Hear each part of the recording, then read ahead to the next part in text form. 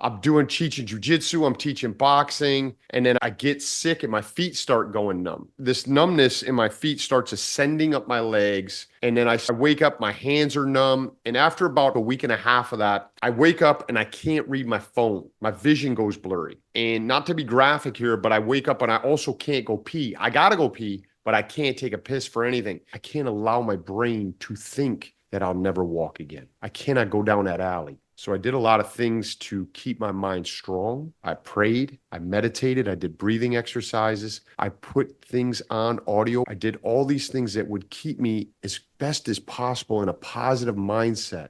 Ready? Yeah, Hi, John. How are you doing? I'm doing good. Same here. I've been dying to talk to you. Your story is one for the ages. 30 years as a celebrity fitness trainer. 30 years. Life is good. You're in Hollywood. 2021, something happened that changed your life forever. What happened? Yeah, 2021 is a crazy year. First off, I'm having one of the best years before this happens, right? I'm having one of the best years. We isolated. I'm working. It's the only time in my life I'm working for a company, and I'm working for a company. I become number one trainer out of all their trainers they have. And I'm doing teaching jujitsu. I'm teaching boxing. And then I get sick and my feet start going numb. Oh man. Sometimes I don't want to put this down to guys, girls, male, female, whatever, but I know this guy. I know this guy and how I act and how my friends act. And my feet start going numb and I don't say anything to anybody. I keep it silent. I just keep grinding. I go to work. Hopefully it's going to go away. This numbness in my feet starts ascending up my legs. And then I wake up, my hands are numb. And after about a week and a half of that, I wake up and I can't read my phone. My vision goes blurry. And not to be graphic here, but I wake up and I also can't go pee. I got to go pee, but I can't take a piss for anything. And so I break down and I tell my wife this at the kitchen counter in the morning. I said, look, this has been going on for about a week and a half. I got a full schedule today. I'm going to go see 8, 10 people, and then I'll come home and maybe we should go see the doctor. Now, my wife has been placed in my life. She's had my back since day one, and she's been placed in my life to give me balance because sometimes I can just go without thinking, just keep going straight ahead. And maybe that's not the best tactic. So she goes more, no, we're going to the doctor now. You're going to cancel your clients now, and we're going to go get you checked out. So I start getting weak. I explain it like a AA battery getting drained. And she takes me to urgent care, which is only a couple miles away, right here in Austin, Texas. And by the time they see me in the examination room, I'm having trouble shaking hands. I'm having trouble standing up. And in my head, I'm trying to process this, but verbally, I'm always trying to put people at ease, especially my wife is there, my kids are around, and I'm like, I got this. I faint in that examination room, and I'm not known for fainting. The doctor testing my reflexes. I have reflexes. You know when they hit your knee with the little hammer?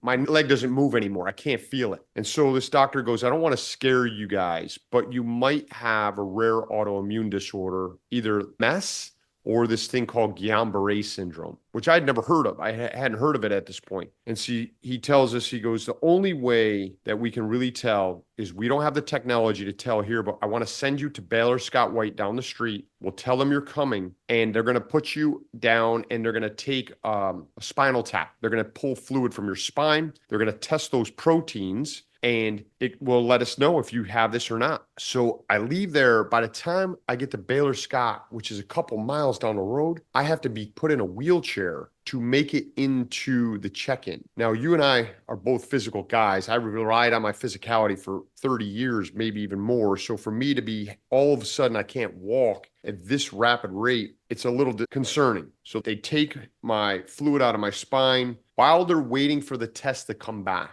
They don't even have it if it's valid or not. They got to send it off to the lab. They start bringing me to the ICU because they said, if this continues up to your heart and lungs, it will shut your heart and lungs down. We'll have to put you on life support. From the time they drew the fluid from my spine, it went from my knees up to my waist. So now I can hardly move anything from my hips down. And that happened in a short period of time. So they bring me in a wheelchair. I think it was like the 6th floor to 3rd floor. And I don't know what this thing is, GBS. I don't know what Guillain-Barré syndrome is. But as they're wheeling me down the corridor, I see people in all different states of stress. Some that had been in a car accident. Other people were dealing with different things. And I know just from statistics, probably some of these people are not going to make it out of there. I also know that I am going to make it out of there. and I don't know how I'm going to make it out of there, but I know that I'm not giving myself any other option. And I make a decision right then that I'm not going to complain about anything, because whatever this thing is I have, I know someone out there has something worse. And I know that maybe they haven't been through what I've been through in life. I know will help me get through this, or the mindset.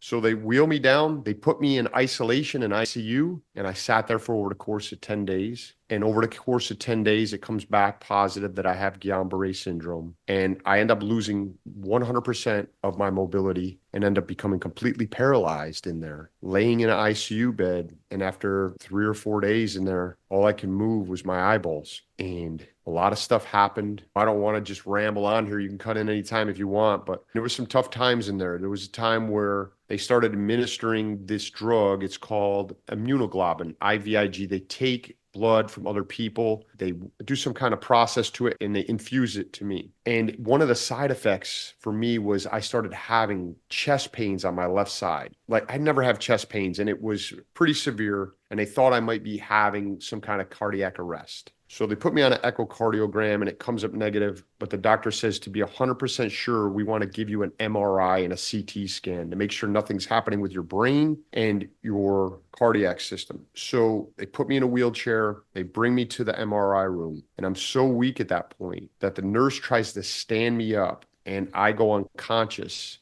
And my wife was in the ICU room with me. It is a code blue or something to that nature where somebody is in need, all doctors on hand. And so my wife had just seen me get wheeled out 2 minutes earlier. And now she knows that's me. And she knows I might have coded out. And the next thing you know, I wake up, I'm laying on the floor. I got doctors all around me. I can't stand. They try to get me up. They have to run, man, really being graphic, but I pee myself. They run a catheter in me because I can no longer pee on my own. They put me through that MRI, which was about an hour and a half long. And then they bring me back to my bedroom, and that's where I lay. And I soil myself in there. It was some tough times in there. And after a good period of time, I start regaining mobility. One of the pivotal points that happened to me in there, I think it was like 6 days in.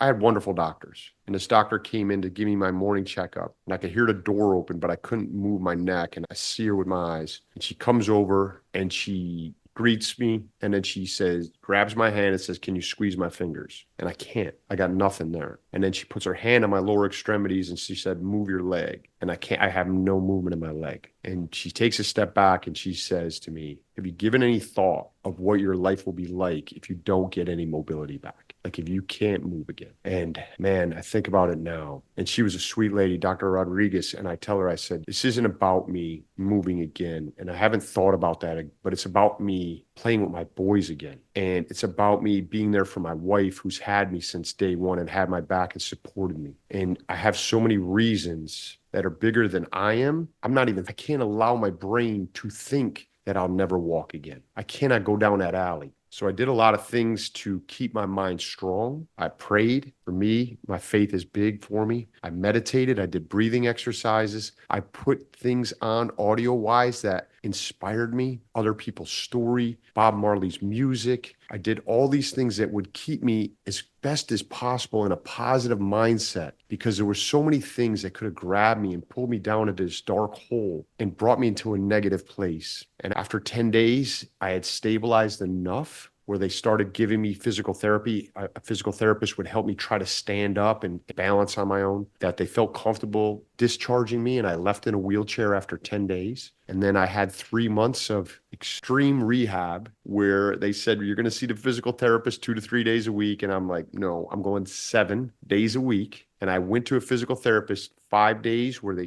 I had people driving me because I couldn't drive and my wife was exhausted watching the kids and working. And then I did another 2 days on my own. And there were times where the battle was for an inch. It was for a millimeter, where it was about, man, I'm just going to move this finger here as much as I can. I'm not going to focus on the fact that I can't move this part of my body or that part of my body, but I'm going to do this over and over again until I get comfortable doing that. And then I'm going to try to move my next finger. And then the battle graduated to moving bigger things. The battle graduated to, okay, I can try to make it across the room with my walker, to I can maybe get up out of this wheelchair. And I just kept taking these small steps. over and over every day, sometimes at 2 o'clock in the morning. Sometimes your day's weird, right? When you're sleeping or you're laying down for so long, time kind of loses perspective. So people are sleeping. I'm like, okay, it's 3 o'clock in the morning. What does that mean to me? It means I got to do something, right? And until cut forward, I'm here with you and I'm trying to use this experience to help other people that are going through something similar, whether that is something being paralyzed or alcoholism or trouble in life, or they lost their job or whatever that may be, to know that I lost all my physicality. It's really what I depended on for so many years. And your mind is the strongest thing we own. And your mentality controls everything. And your perspective is so important. And you may be at a place right now where you think life may, or maybe you got a DWI, maybe you got in a car accident, to understand that you can change things if you're patient with yourself, you work diligently and consistently. That's a lot of talking, Mark. You should probably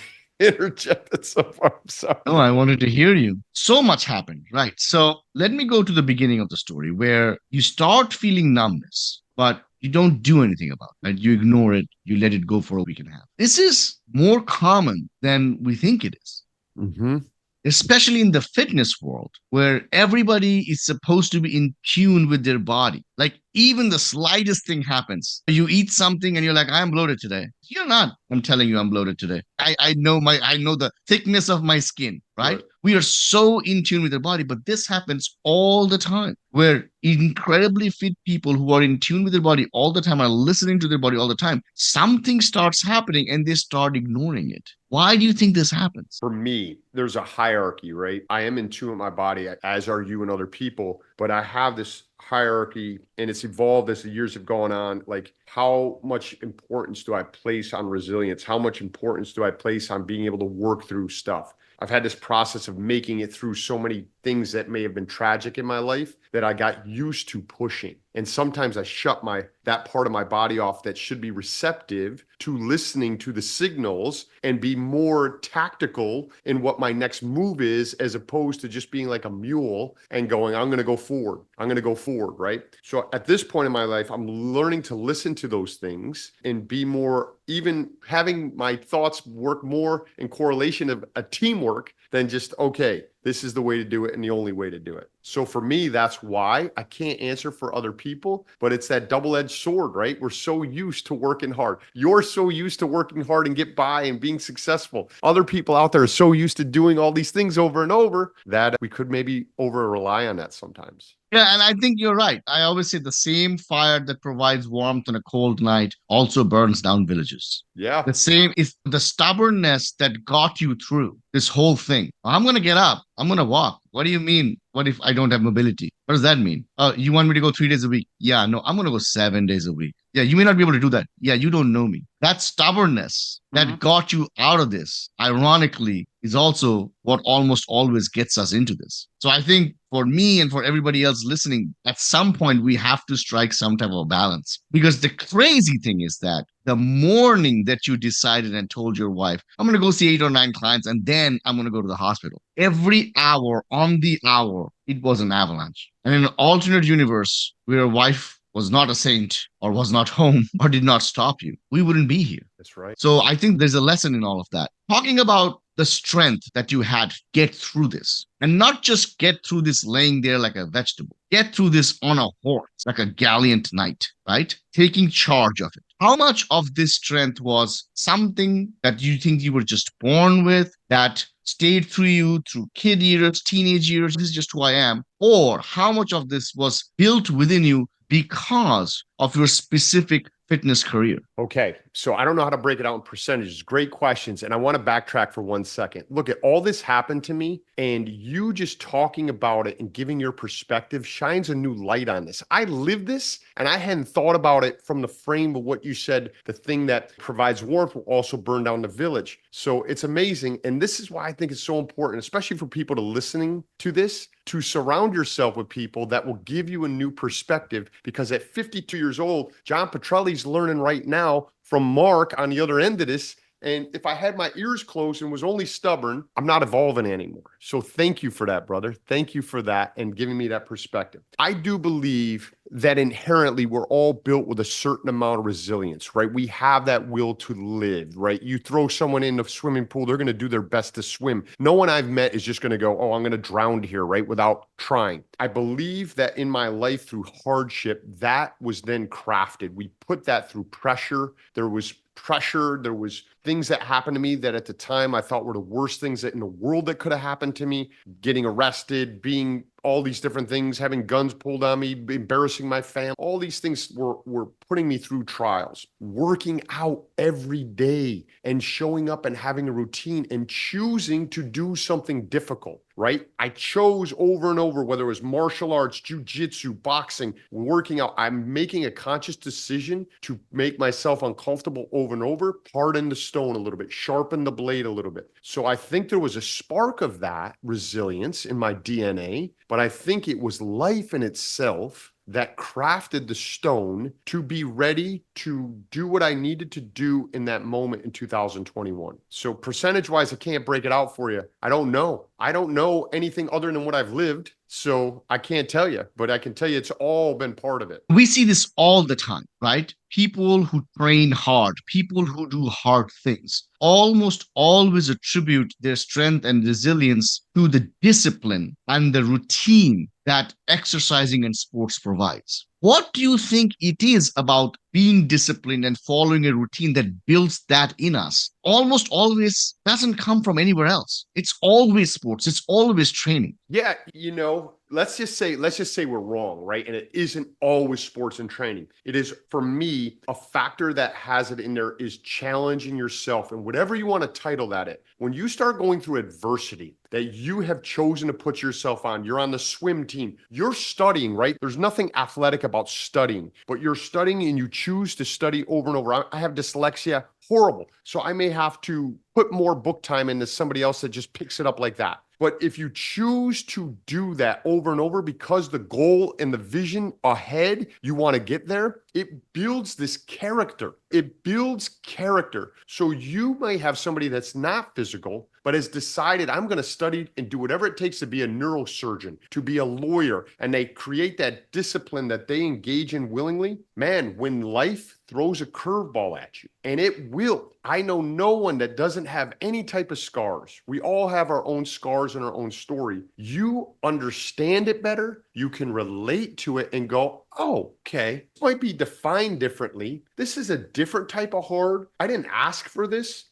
It's not something I've never done. I have some familiarity with this. I know what it's like to grind it out and study for 8 hours to pass my board test or whatever. I know what that's like. And so I think sometimes as human beings, we forget about that. We forget about our past. We maybe bury it and don't realize, man, that is really your superpower. And if you can have a normal routine of engaging in this over and over, man, I hope you never need to call upon it, right? That you're not in a car that rolls 3 times over and whatever. But if you are in a situation, just know that can be your superpower too. Will aid you. If I have a choice in between being hungry and not hungry, I'm going to choose not to be hungry. If I have a choice in between being cold and not cold, I'm going to choose not to be cold. What is it about us that when there's a choice in between being comfortable and not being comfortable and doing a hard thing, that for this time, we should do the hard thing? What is the mental wiring? Because it's not those who choose the easy way out. It's not that they're crazy. Right? If I have the option to stand, keep standing, or let's sit down, I'm going to sit down. If I have a choice in between taking a nap and not taking a nap, I'll nap, right?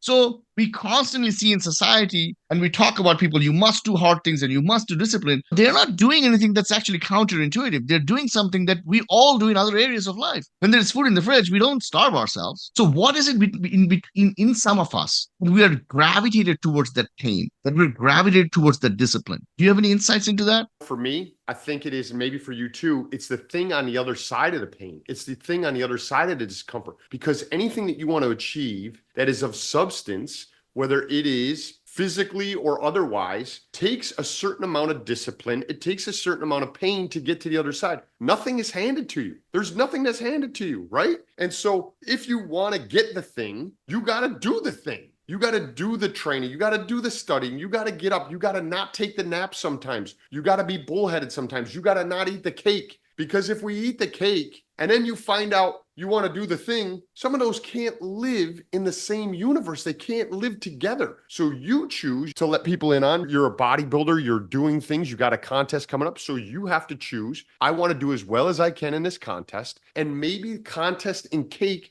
don't live in the same breath. Maybe contest then cake to celebrate, right? But cake then contest doesn't work. So that's, I believe, why I do it, right? Is what's the thing on the other side? And what at this point in my life I've hitched my wagon to is my why is my family. My why is my friends. My why is the people I care about. And I've hitched all the reasons I do these things because it's not just about me. It's about me helping these people. It's about me setting an example for the kids that I coach baseball for or do things to know that there's a different path. It's about paving a way for other people to know that they can do things. And so when I get tired now and I go, man, I can't do that, or I don't want to do that, or I don't want to go, I want to hit snooze on the alarm. It's no longer about me hitting snooze on me. It's about me. One day, my kids are going to see everything I did in this digital world. And I want them to be damn proud of what I chose to do. And I don't want them to be embarrassed about anything they see. And so it's about the next generation for me. It's about my kids, and it's about serving and helping other people. And it honestly makes it easier for me. And that's why I do these things. I love how you put it. And that puts such a fresh spin onto this, right? It's your why, which is the lighthouse at the end of the shore on a dark night. Because when you are getting disoriented, when you're getting spun around, you have to point yourself towards something to get that extra motivation. So for you, it's the legacy you're leaving for your kids and the legacy you're leaving for others to be able to get inspired. I love it. So you go through this incredible thing that happened, really unfolds drastically within 24 hours. You're going to go train people how to be strong and fit, and the day ends with you in a hospital bed just being able to move your eyeballs. You go through this intense recovery process. At some point, you are victorious. You're on the other side of it. What was that day like? Was there I know it's a gradual process, but was there one day that sticks out in your mind and you thought, wow, the worst is really over. I can see the end now. I don't know if there was a specific day, but there were so many days where I'll tell you, through this process, we're all human and we can have tough times. But I started realizing I met an amazing physical therapist guy named Brandon White, who is now in my life because of what happened to me, who I probably would have never met. And we're friends now. It's not just him helping me rehab. And so there were days in there where I couldn't walk, and he was patient with me. And I was on the other side of the table for the first time in a long time where I'm looking for help from other people. And I got this incredible young man that is passionate about physical therapy. And there's a lot of sweat and there's some laughs in there and everything. And I have these moments when I was lifting 2 pounds or 8 pounds and I'm like, I'm so grateful for him right now. And I would never meet this person if this didn't happen to me. And the same thing, I had friends and family that came over and said, let's give your wife a break and we're going to provide food for you guys. And tomorrow I'm going to be here to pick you up to drive you to physical therapy. And I'll make sure I get you in the walker and bring you back. And so these things started, it wasn't like this epiphany, but there were all these things that were presented to me over and over. And I started looking at it from that perspective and going, Jesus, look at all of this stuff that's happening to me. And one of the big ones was I ended up writing a book out of this. And I've never written anything in my life. I barely passed high school. I got inspired by another book that I listened to in the ICU. And when we were recording the audiobook and we're in a studio, it was so surreal. And a dear friend of mine who's a celebrity did the foreword on it. And he was so busy and everything that he promised me to do it. And it came to the day and we're just waiting. And I just had faith on it. And we're in a studio. I've never told this to anybody, Mark, that my co-author knows this. We're in a studio that's soundproof, okay? This is going to get a little crazy. And my phone does not work in there. So I keep going out. We're literally recording all the tracks from my book. And we have to get this forward done that he has to write. It's his words, right? He's agreed to do it. And in between breaks, after a couple hours, I go outside. My messages come in, my wife and everything. No message from him. We're on the last day of recording. I think it was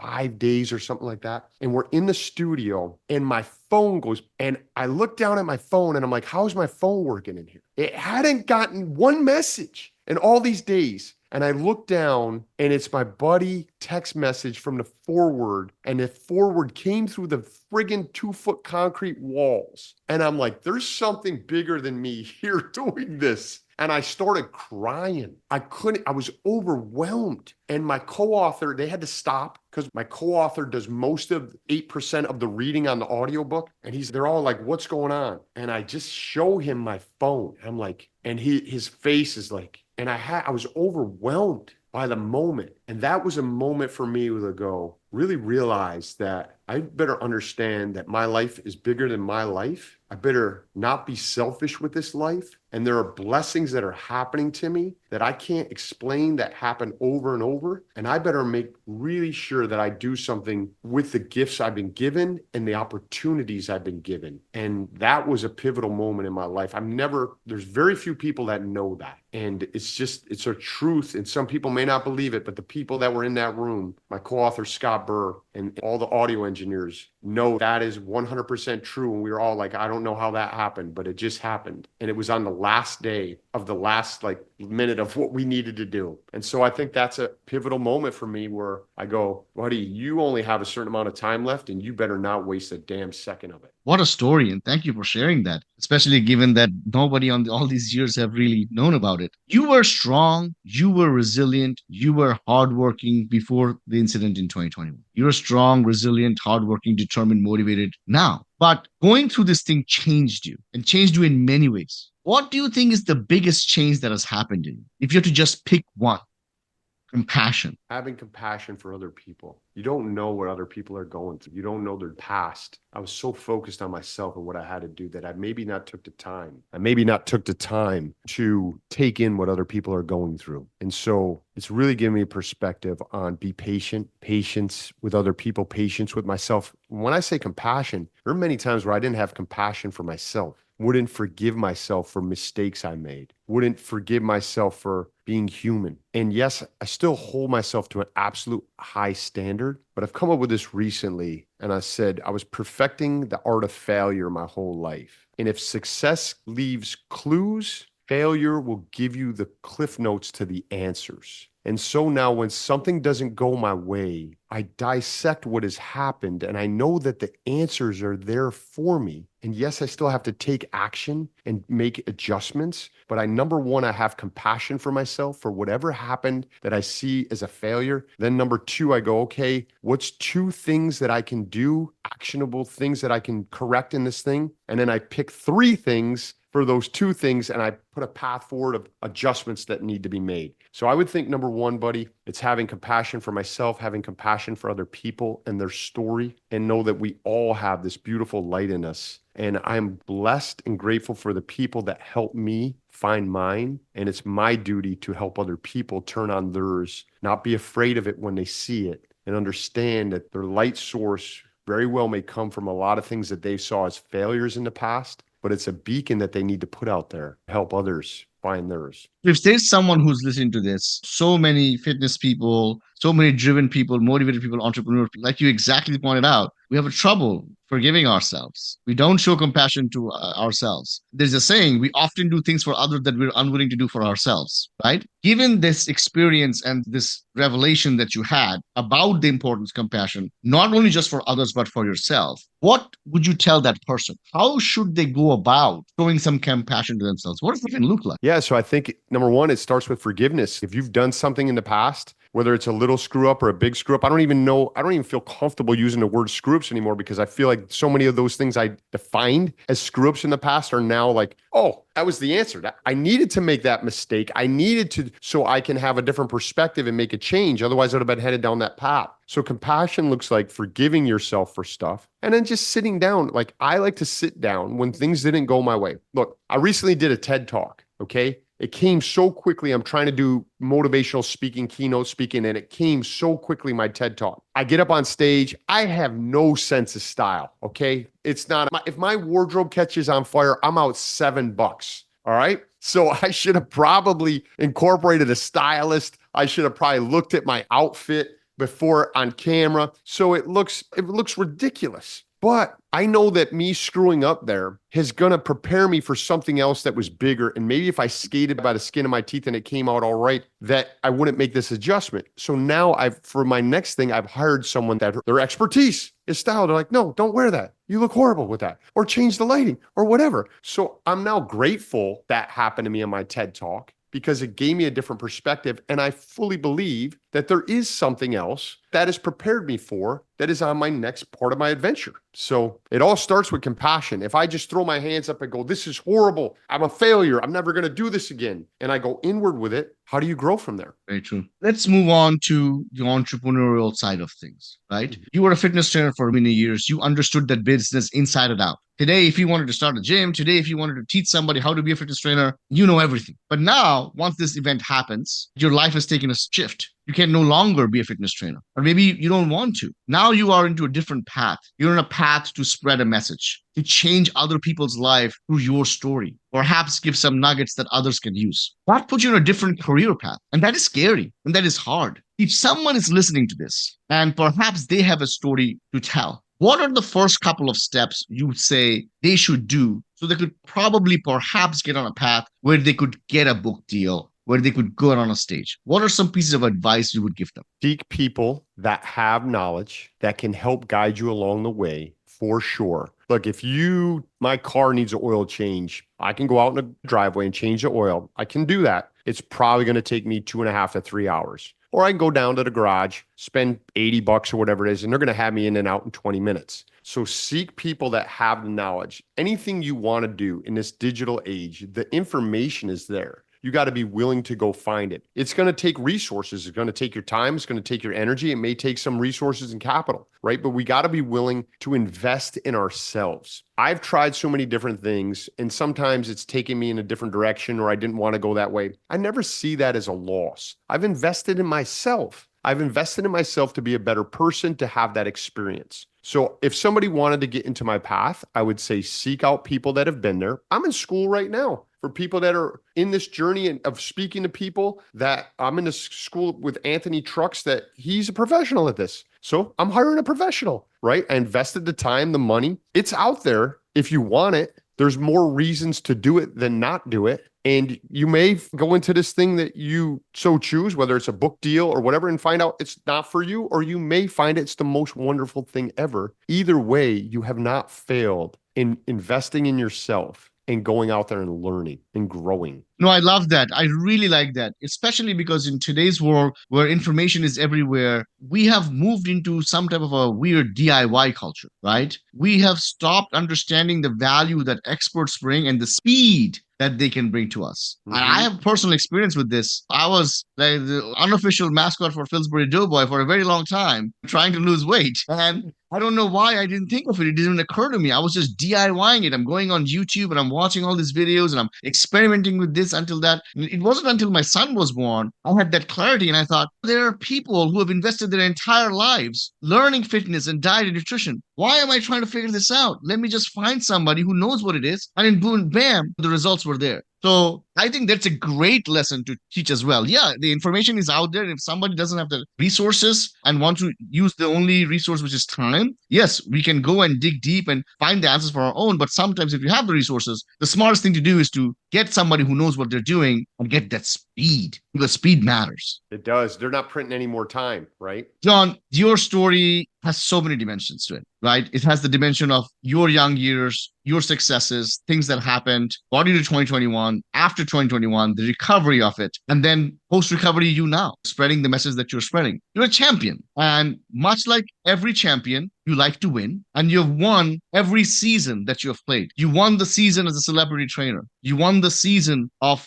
being ill and recovering. And now you're hitting it out of the park this season with spreading the message of hope for others, so that no matter where they are, they can look at you and say, if John can do this, maybe I can try, and maybe I can make it also happen. There is another thing about champions. While most go through life avoiding pain, champions go through life looking for pain, which is the reason why they're disciplined, which is the reason why they're dedicated, which is the reason why we're looking for hard things to do. You had an easy way out every single time. When you were ill, you could have given up. There are so many people who don't have the mental strength and resilience to be able to fight through that. And so I am going to get up. A lot of people might look at the doctor and say, the doctor's saying it's gonna happen. What do I know? You did it. So it is such an honor and a privilege to be able to talk to you and understand not only the things you did to get where you are, but to understand how the mind of a champion works. So thank you so much for spending the time with us and letting us have a peek into this amazing mind of yours. That's very gracious.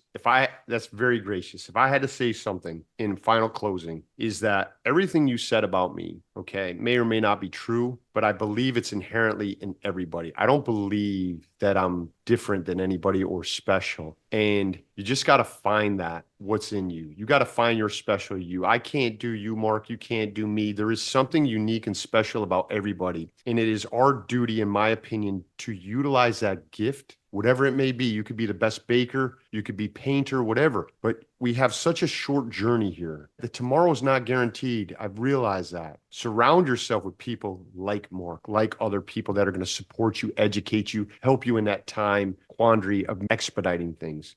And find your own special. I'm not special. I'm just me, and you are you, and other people are there. And I am fascinated and awed by other people's abilities and their specialness. And so please don't think there's anything unique necessarily about me. I'm just a little kid from a small town in upstate New York that used to run around with a bowl cut and a lot of acne at 4'11" as a freshman. So if you saw me then and you were like, oh, this kid's going to do X, Y, and Z, you'd go, never. So whatever your situation is, know you are special. Have compassion for yourself and go after whatever you want. Thank you so much, John. Thank you for being on the show. Thank you, my brother. Pause it now.